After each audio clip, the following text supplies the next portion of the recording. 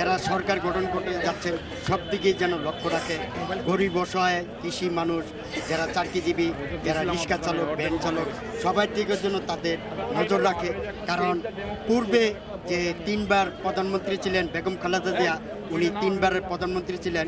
তো ওনার আমলের সময় যে অনেক জিনিসের দাম কম ছিল, অনেক জিনিসের দাম কম থাকার কারণে গরিব অসহায় মানুষেরা খেটে খাওয়া চলতে পারতো, সুন্দরভাবে সংসার চালাইতে পারতো।